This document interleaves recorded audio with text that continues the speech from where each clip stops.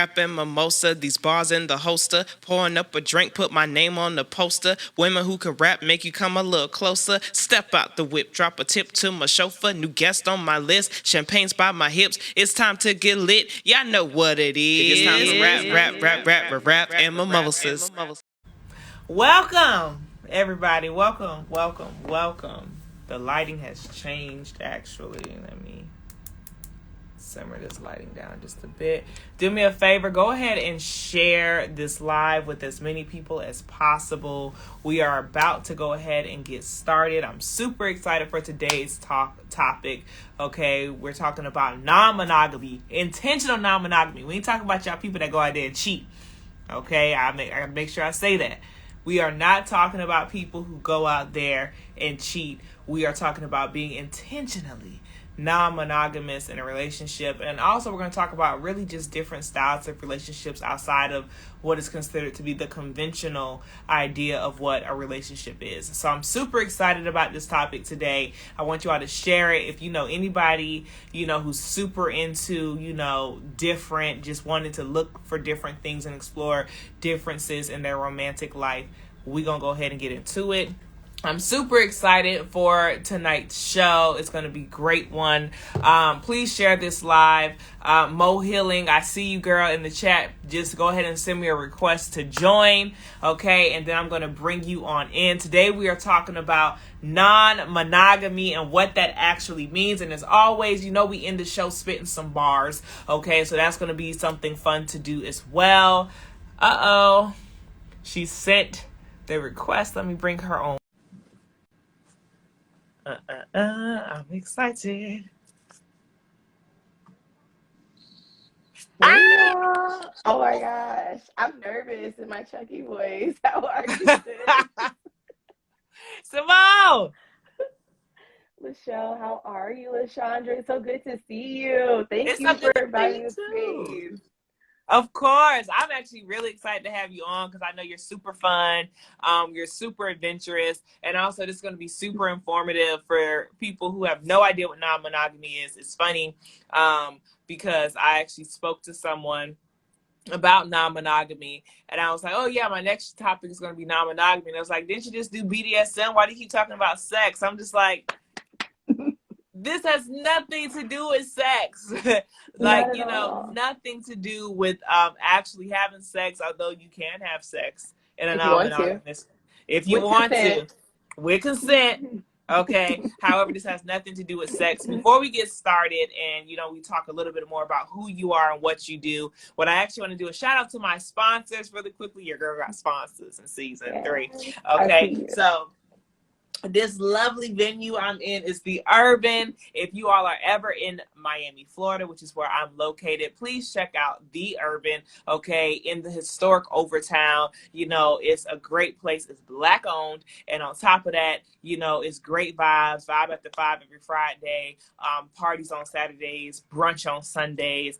So it's a really good vibe. Sometimes comedy shows on Thursdays. So check out the Urban. Follow them, the Urban MIA on Instagram. And I want to shout out also another Black-owned spot, okay, who sponsored my drink for today. Since it's just me, I don't have champagne, but I do have, what did he call this drink? He gonna kill me. But Now That's a Wrap, okay, which is also located in the historic Overtown, another Black historic place here in South Florida. Okay, check those places out. I'll shout them out occasionally throughout, but those are my sponsors for my drink and for the location I'm currently at. So I want to thank them. I'm going to do like a yay moment here. And then I want to jump right back to you, Simone. Everyone, this is Simone.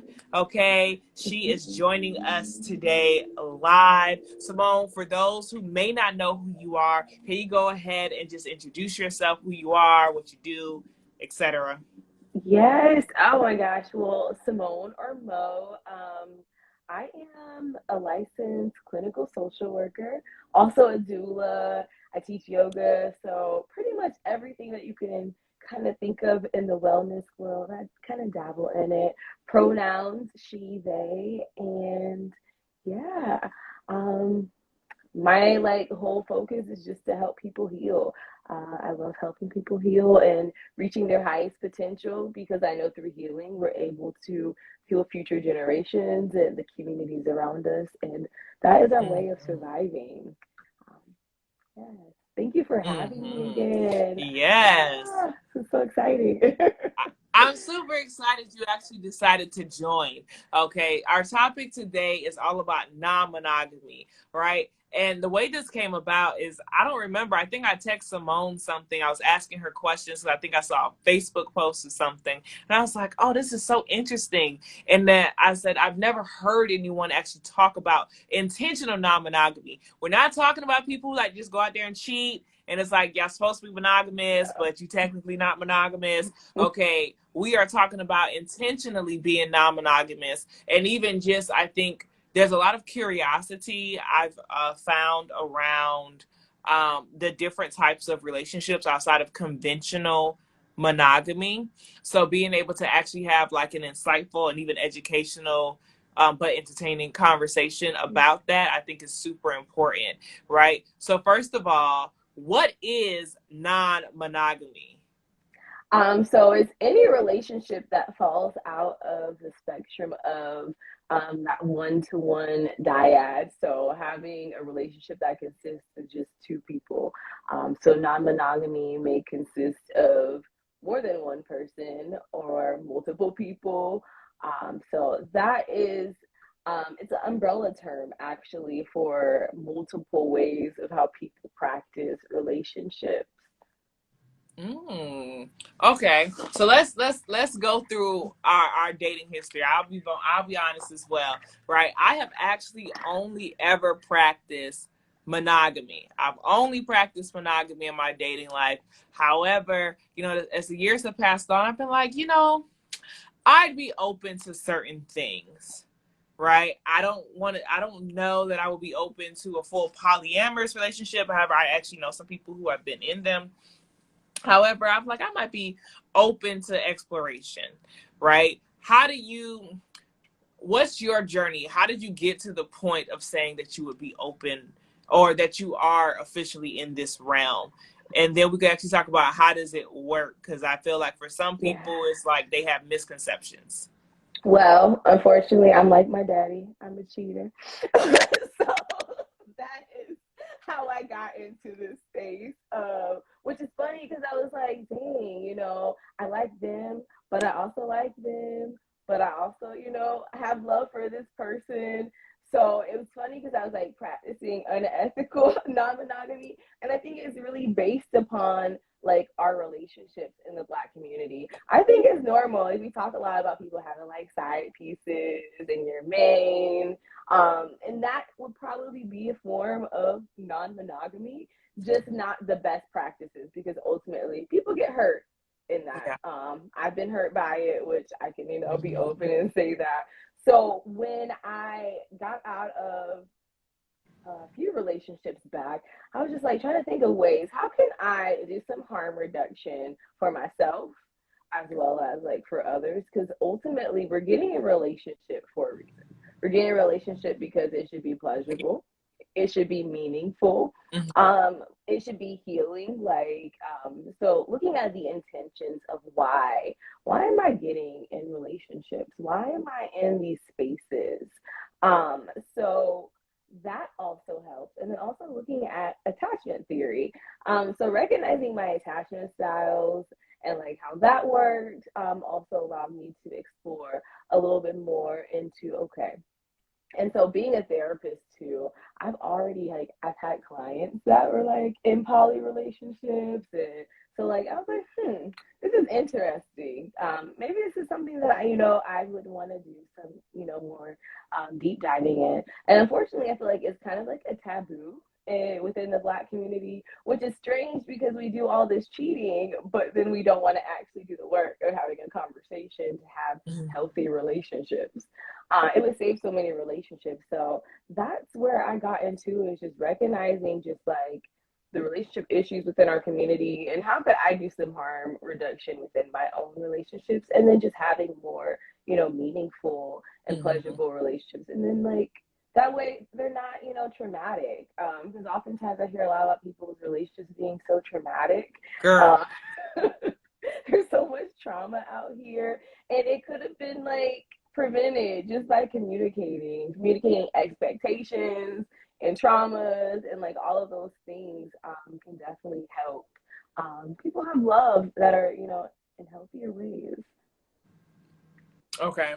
So before we go on, I know there's a lot of people joining in. Non-monogamy is what we're talking about. And non-monogamy, once again, is anything that is more than, correct me if I'm wrong, more than just two people, right? Yeah. So that could be polyamory. That could be if you decide you want to do an open relationship. Really, you determine the rules of what their relationship looks like with the person that you're dating. But ideally speaking, you're in a non-monogamous relationship because monogamy will be confined to just those two people. Do you think that monogamy actually can work? Yes, if two people are committed towards that same goal. But I think that with that, it also requires a level of, you know, trying to do like, how do you manage impulses?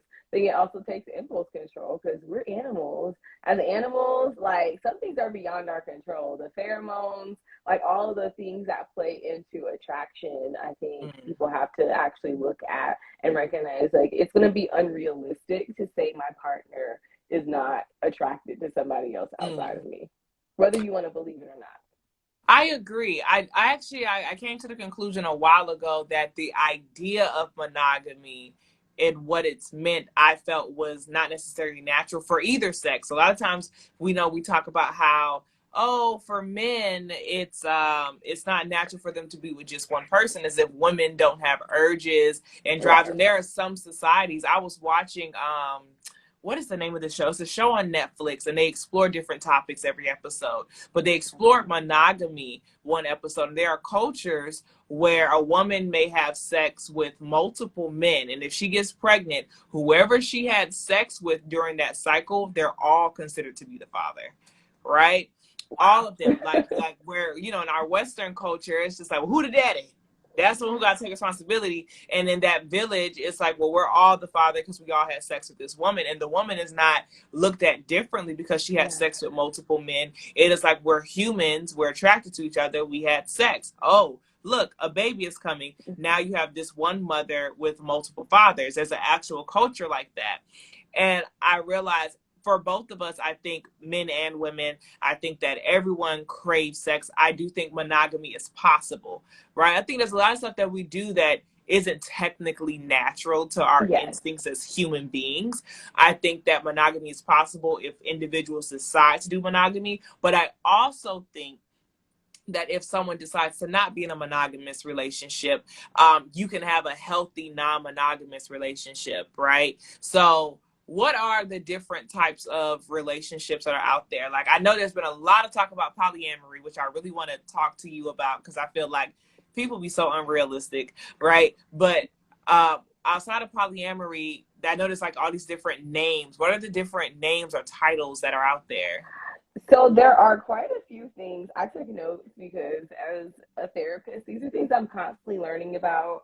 But so you have your typical, like you mentioned, open relationship, where you may just be able to see people outside of your relationship.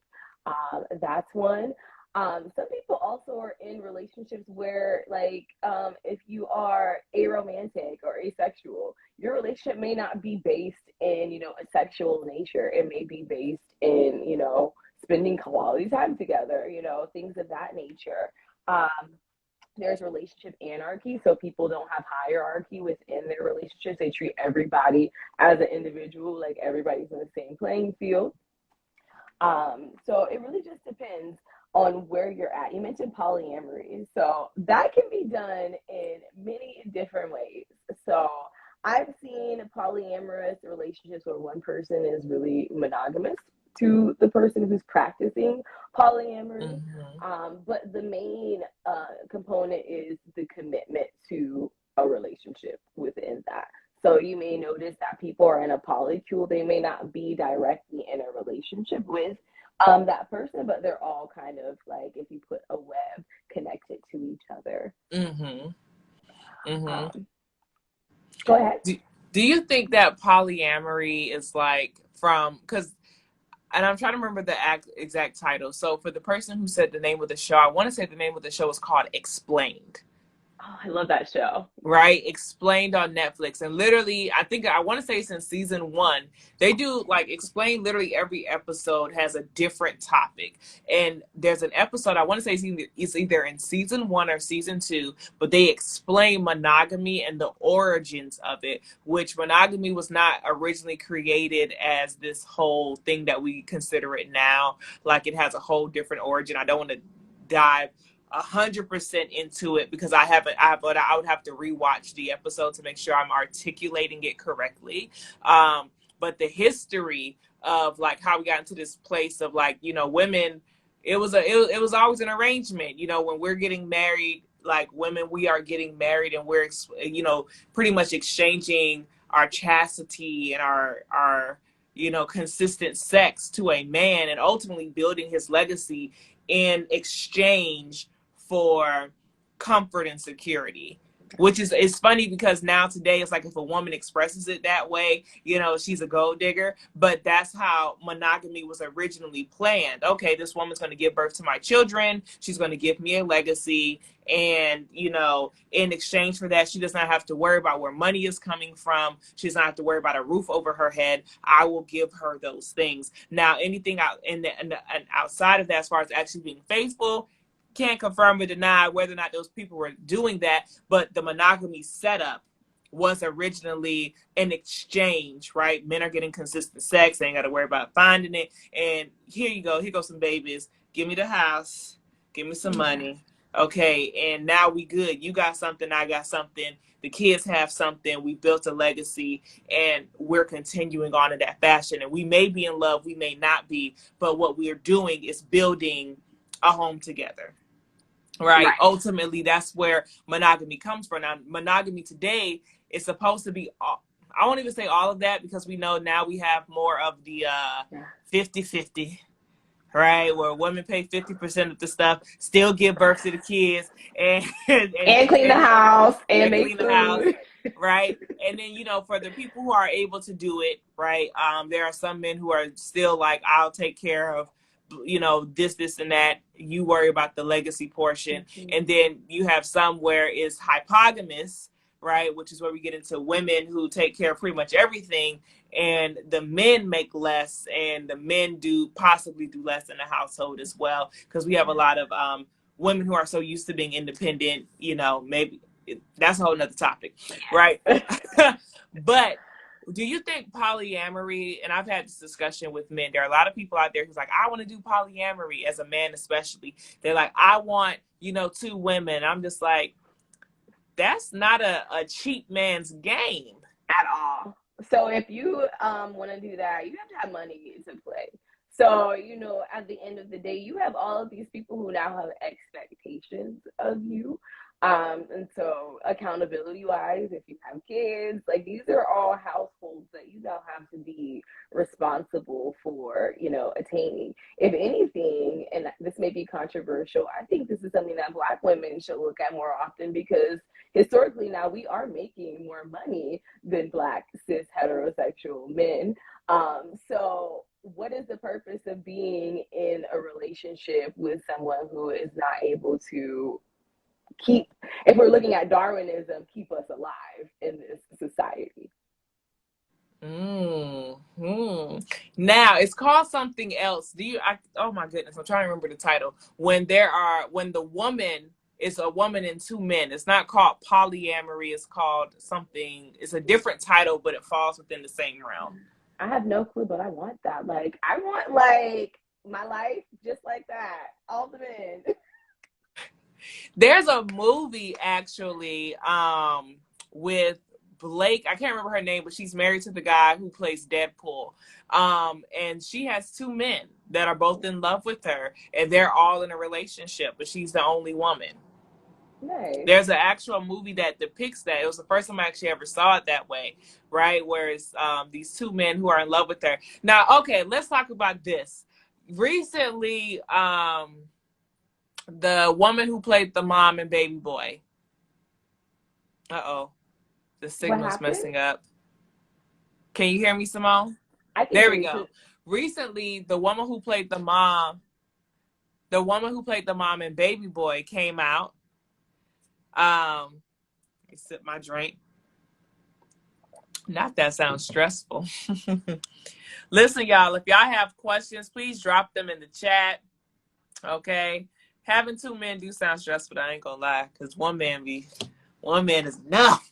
Okay. Oh no. Type in the chat, is she breaking up or am I? Let me see. Uh-oh, she dropped out. Okay, let me bring her back in. There she is. Let me bring her back in. Two men sound stressful, y'all. If y'all agree, go ahead and polyandry. Thank you so much, Joe Flower Child. Thank you so much. That's exactly what it's called. Thank you. I'm back. Oh, polyandry. Yes, that's what it's called when it's one woman and two men. Now, someone said that sounds stressful. I'm not gonna lie. One man, especially when you're dealing with, I would say the wrong man. Let's say that. But That's one it. man, whew, okay. Hey, Paige. Listen.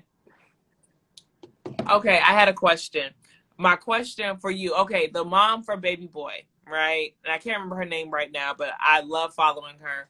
She recently came out on Angela Yee's Lip Service podcast saying that for her 50th birthday, she had a threesome with two men. Oh, I love that for her. Oh Oh, my but gosh. now we got to get into the real topic at hand, right? Which is this idea, okay, that a lot of people, well, now I won't say a lot of people, it was a lot of men who said that because she had a threesome with two men. Now, mind you, she didn't say how it went. She never said they both penetrated her at the same time or anything. But she said it was almost like a spiritual experience. She's friends with both of these men. And she said she had a great time for her 50th. A lot of men were saying, oh, she had a train ran on her. No. Right. And then I've talked to men and I'm just like, listen, I said, how is it a train if it's two men? I said, especially if it's not like one coming after the other and the woman's just laying there, but they're all sharing an experience together the same way it would be if there were two women. Right. And a man told me that's because it's always going to be a train because a woman can't penetrate. Right? A woman can't penetrate because a train goes in the tunnel. So the way he said it, listen, he said a woman can't ever penetrate. So I said, so you saying a woman can't fuck you? Actually, we can. I mean, if they want to get pegged, but I mean, most of them are too fragile in their masculinity to allow that. Girl, they ain't about to take no pig. At least not acknowledge it, okay, publicly. Right? But if so is that in chat, I want y'all to chime in too. Is that a train? A woman and two men. Okay? A woman and two men. Do you think it's a train, Simone? You kind of said no already. What, like, I'm trying to understand why these men say that. Because they're very fragile and they don't like to see Black women enjoying sex and enjoying dominating them in sexual experiences. Yeah, it's just like Davey said, it's misogyny. It's just based in like they're just not happy. He's a hater. They're haters, honestly. When I think of trains, I think of first of all, group sex like orgy. So like more than two people, and less impersonal than what she's explaining went down, just from my like porn expertise. But I don't think that falls in the line of a train. And yes, it's a college term. And like, yeah, I think that the term would be to say it's an orgy with maybe limited, supply that people are kind of standing and waiting. Well, I don't know. I think that's just mansplaining. Mansplaining. I would agree with that. It's hard sometimes, I think, as a woman, especially women who, because most women, I want to say most because I don't want to say every woman, but most women that I know at least enjoy sex, right? And are sexual beings, and want to explore, okay, all these different things, you know. And a lot of times I feel like as women, especially as women of color, but especially just as women in general, we can't express that sexual side of ourselves without being labeled like a hoe. And even like, for instance, when I've been looking into polyamory, there are a lot of women who will sit there and bash other women who do polyamory, right? It's just like, oh my gosh, you're so dumb, you're sharing a man, But you're right? doing it anyways. Usually, you just don't want to admit it. Oh shit, So, like, let's be real. oh shit, oh no, I'm gonna just take a oh couple no. steps. Random shout out to the sponsors once again. Shout out to the Urban in Miami, okay, a black owned spot if you're looking for great parties, Vibe After Five every Friday. And of course, also shout out to Now That's a Wrap, okay, who sponsored my drink today. This is Rapping Mimosas. I normally have my mimosas. Today is not that. This is something, something motherfucker, okay.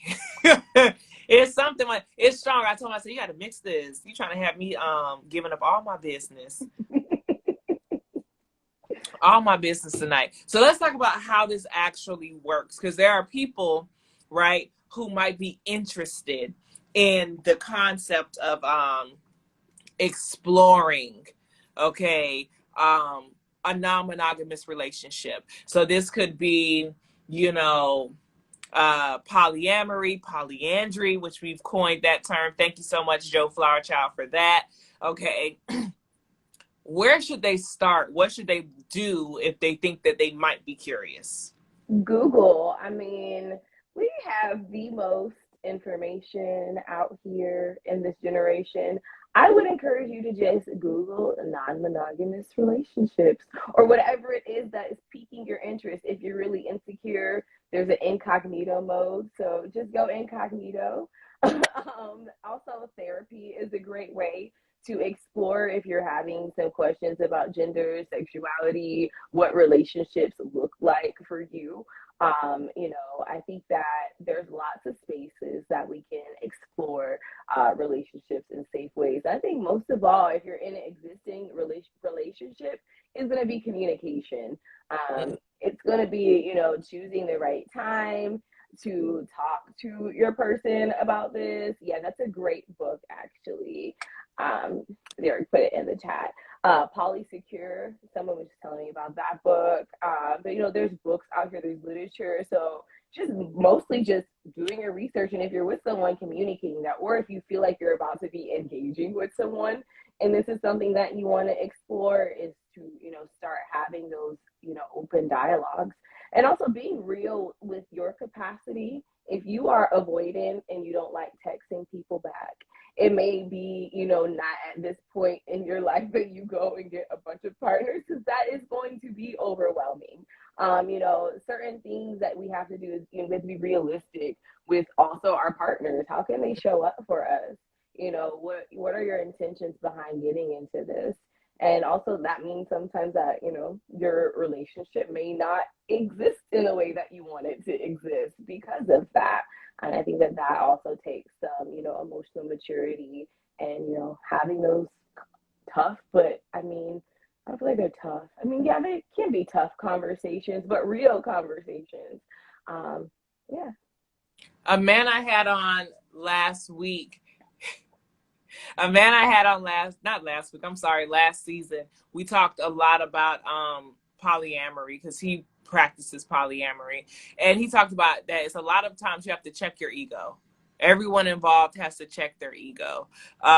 Because when our egos are naturally like fragile for both men and women. We know, child, we could talk about men's ego all day, right? But we know that if you are going to engage, and that would be my one piece of advice, right? If you are going to engage in some sort of non-monogamous relationship, that your ego has to be checked and it has to be strong in order to deal with whatever it is that you ultimately have going on.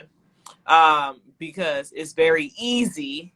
Oh no, we lost Simone. She's gonna come back. Okay, it's very easy in these situations for you get yourself messed up. Okay, now I done seen some things. So like, quiet as it's kept.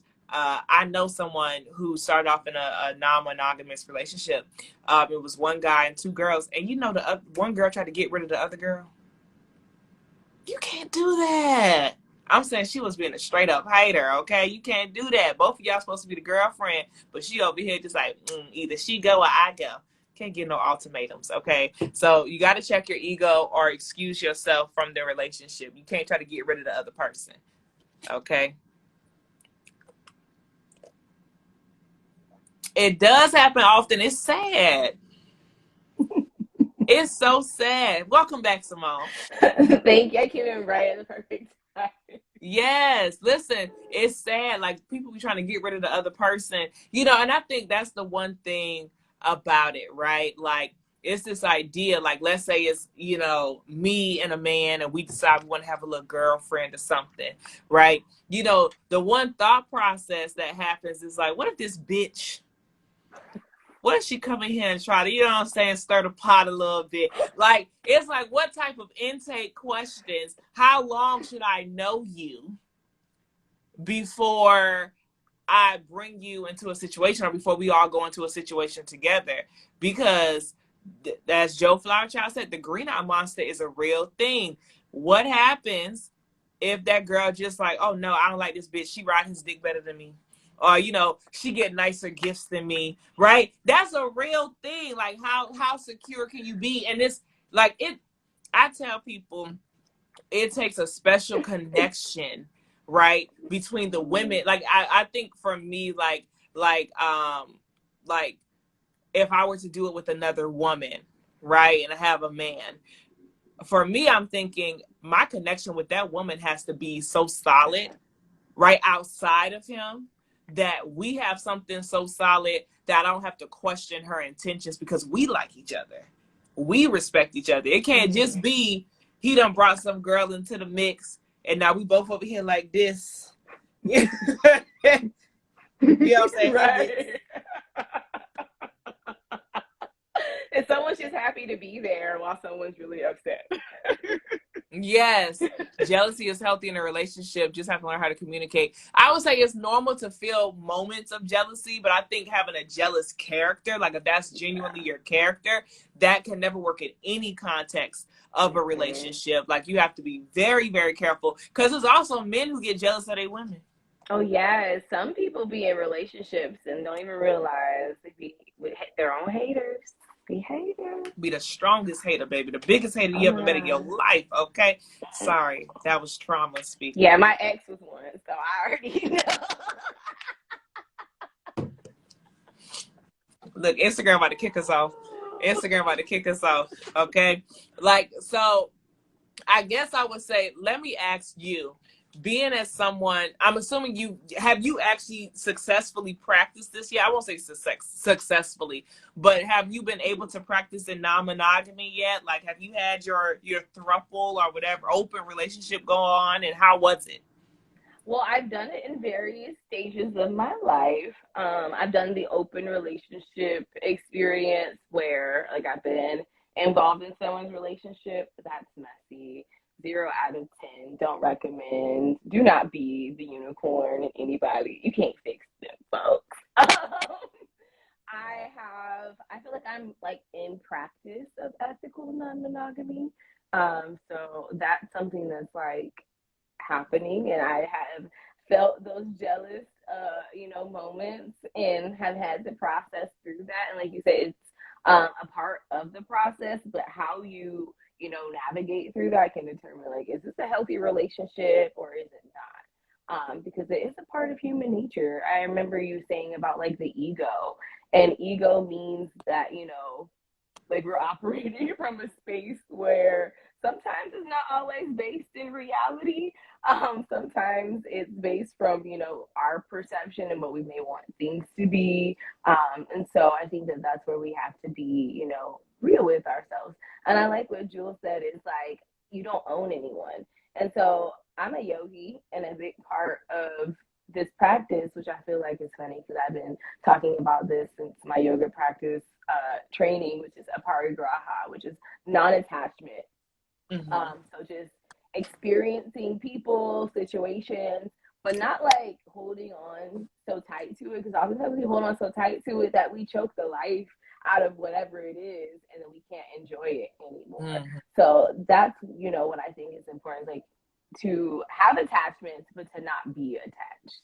How are you navigating in that space? It's not like relationships are ownership. Mm-hmm. And I think a lot of people are used to that toxic love of like people acting like they own you and like blowing up your phone and telling who you can hang out with, who you can't talk to, what you can do, and What's like where?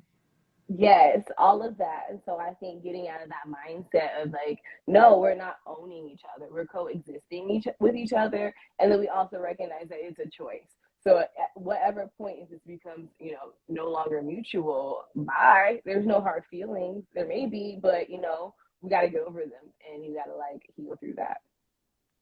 I think, and this goes perfectly with what Jules said about like the non-ownership. In majority of my personal, like, past romantic relationships, there has been that sense of possessiveness that's been extremely unhealthy. And I can't say that I've never practiced it. Oh, yeah. But I've been trying to be so much more conscious as I've gotten older in these last few years of like, I don't own this man. Like if there's something that makes me uncomfortable, I should communicate it and we should come to a mutual understanding. But this idea of me like owning him and controlling him, I never have full control over another human being ever, unless I'm about to sit here and try to practice the voodoo. Okay.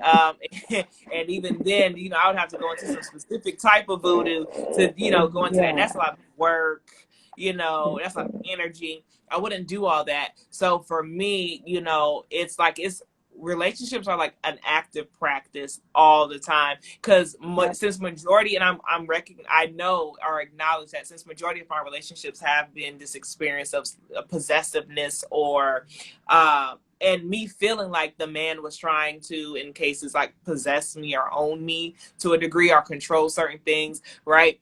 Now it's like when I see any type of red flag for that, I get very alarmed. And it's just like, hold on, wait, is this what I think it is? How do we navigate this space? How do I communicate, with you without shutting down because it's a trigger? How do I ensure I don't reciprocate the same energy? Because sometimes, we can be reflections back. Like, oh, okay, that's how you're going to act. Well, I'm acting the same, right? Right. Like not going into petty Lashandra mode, but actually like really being so conscious. And at one point I remember thinking, oh, I'm just gonna master this one day, it's gonna be so easy. And now I'm at the point I'm just like, no girl, like it's going to be a consistent practice every day of you choosing your partner, but also of you all choosing, to remember that there's no ownership here. There has to be trust here. If there isn't trust here, why is it? Is there something that he or she is doing that we're not communicating about effectively? Like, it's like legitimately like a major, not only self-care thing, because you have to take care of yourself to make sure that you're in a healthy space to have a healthy relationship, but also like, is this person healthy? Can we be together? Like you looked healthy on Monday, but baby, it's Friday. You looking real toxic today. That was the masking. That was the masking. A lot of people can be what you want them to be, but can they sustain that? So let me ask you this. What do you think, now that you've been actively practicing it, for people who might be interested, do you think a non-monogamous relationship is harder than a monogamous one? Yes. Because at this point, I know that we have boundaries in place that I feel like I didn't have when I was in a monogamous relationship. I feel like there's also more communication and there's not that layer of like guilt and shame and being human. So I feel like it's a lot easier because I feel like the expectations are more based in reality. Okay, so just to recap, if you're interested in going into the non-monogamous lifestyle, do your research, Google, maybe go to therapy to really talk about and process, make sure you're coming from a healthy space and looking for this. And then how do you find the non-monogamous people, right? Like, how do people find each other in this world? Like, is it, I know last week I did an episode on BDSM, check it out on YouTube, link in bio. And, you know, there are websites that people go to find other potential BDSM partners. And once you kind of start meeting a few people in the lifestyle, you know, dive deeper into it and meet other people through them.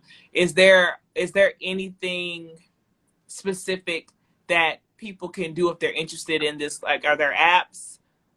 Yeah, Cass actually just put it in our little chat here on the bottom. Field is an app. Okay.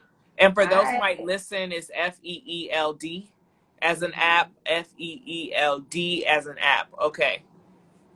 I feel like any dating app, I think that you just have to be clear in what you're on there for. I personally put it in my bio, so that way, hopefully, if you read bios, you'll read through it.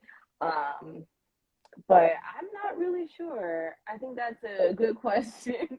If you all find out, please share with us some places. I mean, I feel like OkCupid allows you to search as well. So I think that there's a lot more dating apps that are becoming more, friendly with that.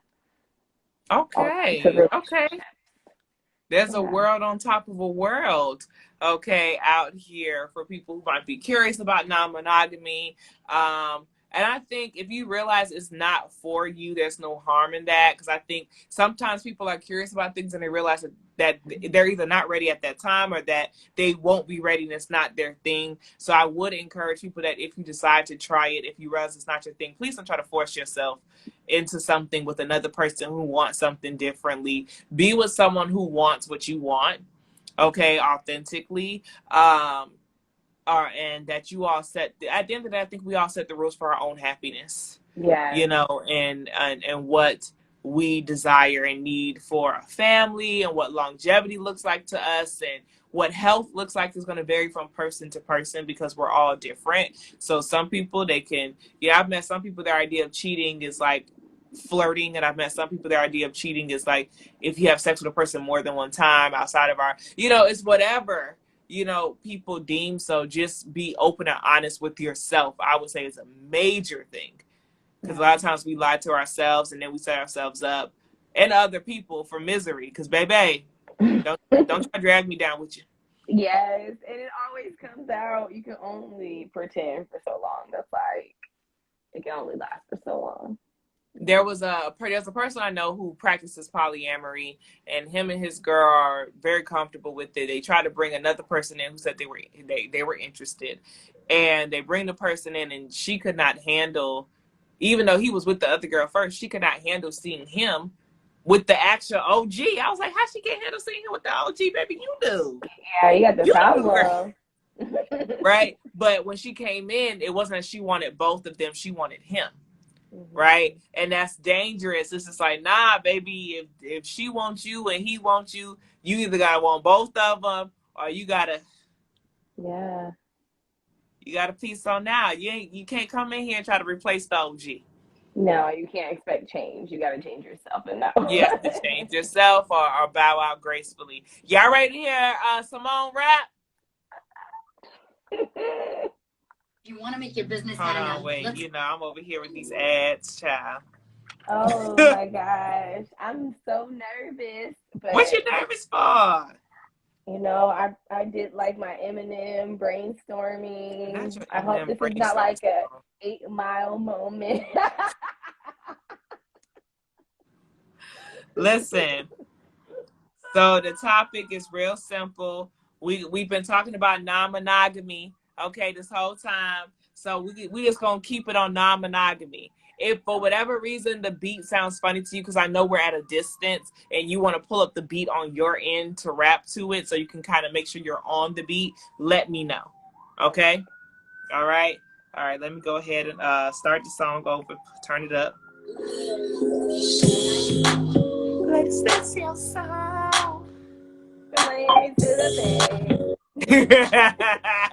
This is our old Stroll song. In the club tonight, yeah. If you go to the good stuff, All right. guess let's wait for Gotta wait for it to drop. the hook to go. Simone, Memories. they can't wait. Not you strolling. Wait, hold on. I'm sorry, y'all. That's on me. I thought this was the instrumental. 1 second. Here we go. Okay.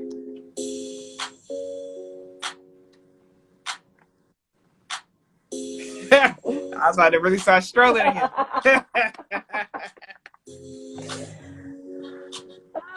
When should I go? Whenever you feel comfortable. Well, I guess when the beat drop. 1, 9, 2. My name is Mo. I got all the hoes. Nah, I'm just focused on my healing. Just out here chilling. Woo! Doing what God's willing. I don't know what else to say, but we're gonna just keep going and flowing. What?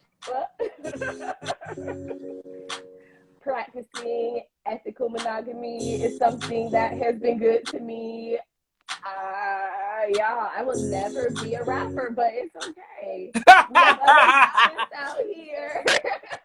Hey, that was great. Let me see if I come up with something. Lord, we about to rap. It's rapping mimosa. Yes, me and Simone, and we big vibing, rapping mimosas, and we sipping vibing, and we riding, we sliding, we doing real good. Hey. Talking non-monogamy, we keep it real hood. Yeah, and we got all the tea. Damn, my beat stopped. Let me take it back to TV. Okay, all right, and we back. That was whack.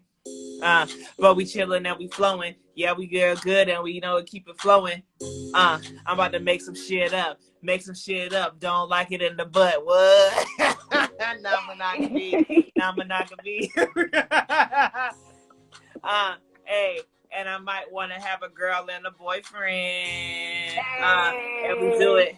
And we do it, and we do it to the end. Yeah, baby, come on, take me on a date with my girlfriend, and we do it, and I'm making shit up, and you know what? I don't like it in the bud. Say what? Wait a minute. First of all, this instrument is only 1 minute and 22 seconds. I didn't know that. It kind of messed my flow up just a tad. Mo, why don't you do me a favor? I appreciate you coming on the show today. Tell the people, where can they follow you? You can follow me at Mo_healing, or that's my fun page, or my professional page is Mo Healing Yoga and Wellness LLCs. That way you can get in contact with me if you want to do any healing work. Absolutely. And what I'll say is this, Mo, I want to thank you for coming on. Another major shout out one more time to my sponsors. Y'all see I got my banner in the back. Okay, for Rapping Mimosas. I want to shout out the sponsors for at the Urban, okay, for allowing me to use this location. I'm in the office right now. However, they have a beautiful event space, okay, it's set up if you're ever in South Florida in the historic Overtown, okay. Also, shout out Now That's a Wrap, which sponsored my drink today. It's a little strong, okay, which is also in the historic Overtown around the corner from the Urban, all right. And I want to thank everyone for tuning in. Please follow myself, and if you follow me, please make sure you follow Mo Healing and her business page. I'll be tagging her in this live as well. The live will be up. If you missed my first episode of season 3 last week, we talked about BDSM with my fraternity brother Johnny. Okay, so we talked all about the paddles and the whips and the sex dungeon child. Okay, we had everything going on, and he brought his friends with him. Okay, he brought all types of paddles all up and through here. Okay, so if you're curious about that episode, it's on YouTube right now. I posted a snippet of our rap from last week, and I posted a few more snippets. Next week, as of right now, there is no new live, okay, unless for something miraculous happens. But if you think you're interested in being on the show or know someone who will be dope on the show, by all means, please feel free to have them DM me. We'll have a good conversation and see if they're a right fit. As always, it's a pleasure having and speaking with you today, Simone. Okay, we're going to continue our girl talk. We're going to continue our girl talk offline because I can tell you names now. I can tell you names and all type of good, real good tea. Okay. All right. Have a good night, everyone. Thank you for tuning in. Bye, Simone.